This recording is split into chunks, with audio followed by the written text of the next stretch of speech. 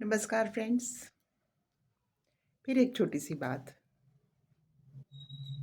अगर हम किसी को मन से उसमें कुछ बेटरमेंट करना चाहते हैं तो हम उसको पॉजिटिव ही बात दें। मदर्स हम होती हैं तो हम लोग तो बचपन में बच्चों को खूब डांट लेती हैं और नेगेटिव भी बोलती हैं और पॉजिटिव भी बोलती हैं। तो माँ के लिए तो उसको डिसिप्लिन करना होता है, तो उसको साम दाम दंड भेद करना ही होता है। हर तरह से माँ के लिए तो माफ़ है, बस जहाँ तक कि अति ना हो जाए।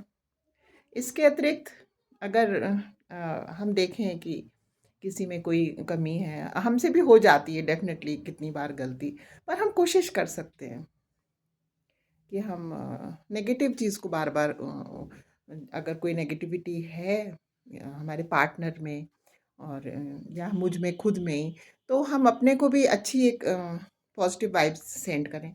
इसी तरह हम अपने पार्टनर को भी वही सेंड करें। और अगर हमारे ग्रोन अप जो बच्चे भगवान जी ने दिए हैं, उनको भी हम पॉजिटिव वाइब्स सेंड करें। क्योंकि नेगेटिव वाइब जब हम उनको अगेन एंड अगेन सेंड करते ही जाते हैं, तो उससे तो फिर क्या होता है ना, और ज़्यादातर नेगेटिविटी वहाँ इकट्ठी हो जाती है। जब हम देख रहे हैं कि हमारे बार-बार कहने से भी अमुक कोई गलत आदत अपनी नहीं छोड़ पा रहे हैं, तो उस वक़्त हमें एक इंडिकेशन मिल जाता है कि ये हो नहीं पा रहा है इनसे, या अभी समय नहीं आया। तब उस वक़्त धैर्य का काम होता है। ये भी सच है कि धैर्य जवाब देने लगता है। यदि किसी के हस्बैंड में कोई कमी है या हस्बैंड देख रहे हैं कि पत्नी में कोई कमी है, तो हर चीज़ हम अपने ऊपर रख के देख लें ना। अगर हमें भी कोई बार-बार हमारी कमियों की ओर इंगित कराते हैं, तो हमें बिल्कुल नहीं अच्छा लगता।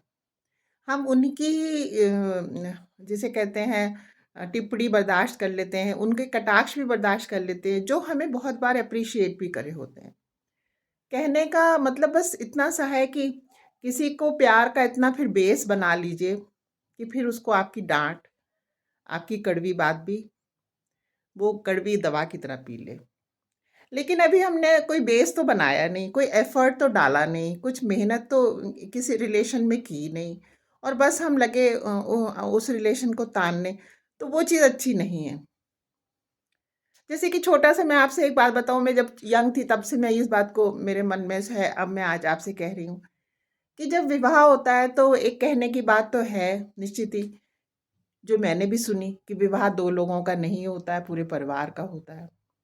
लेकिन वो आधा सच है। दरअसल विवाह तो 2 लोगों का ही है ना आपस में, पति ही पाणी ग्रहण लेते हैं।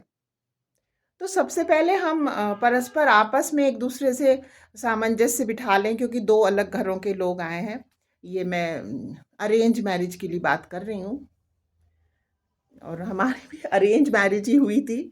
और लेकिन ये कि जब हम पत्नी अपने घरवालों को अपने पति से ज़बरदस्ती एडजस्ट करवाने लगे कि पति तुमने ऐसे क्यों बोल दिया, या पति अपने पत्नी को हमेशा नाराज़ होने लगे कि तुमने मेरी बहन से ही ऐसे क्यों बोला, तुमने मेरी माँ से ऐसे क्यों बोल दिया, तुमने मेरे ताई जी से ऐसे क्यों कह दिया।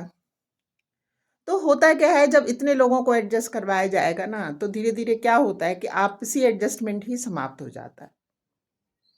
और अगर हमारा पति-पत्नी का अच्छे से आपस में सामंजस्य एक बार हो गया, तो हम दोनों ही अपने-अपने रिलेशंस को, उनकी ऑपोज़िट साइड के रिलेशंस को एडजस्ट कर लेते हैं। क्योंकि तब हमें आपस में एक मित्रता का एहसास हो चुका होता है, वो संबंध दृढ़ हो चुका होता है।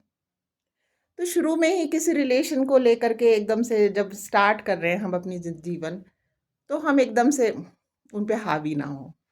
ना पत्नी को चाहिए कि अपने पति पे हावी हों, ना पति को चाहिए कि हम पत्नी पे हावी हों। असमानताएँ तो हमारे समाज में अ, कुछ घरों में हैं, ये तो नहीं कहा जा सकता कि नहीं है, लेकिन इसको सोचना पड़ेगा बार-बार। हर चीज़ झगड़ा करके तो नहीं हो पाएगी ना, क्योंकि हर चीज़ का सॉल्यूशन निकालना है हमें। हर चीज़ का एक इलाज नहीं है कि बस अलग हो जाए। कुछ ऐसा रास्ता निकालना होता है बीच का, जो कि दोनों में सामंजस्य रहे, परिवार टूटे नहीं, और एक एक सुख चैन का वातावरण हो। बस आज मैंने मन की बात कही आप लोगों से, आप लोगों ने सुनी, आप सोच के देखिएगा। अगर आप लोगों को समझ में आए तो। बस आज के लिए इतना ही। आप लोग अपना ख्याल रखिए। God bless you all. नमस्कार।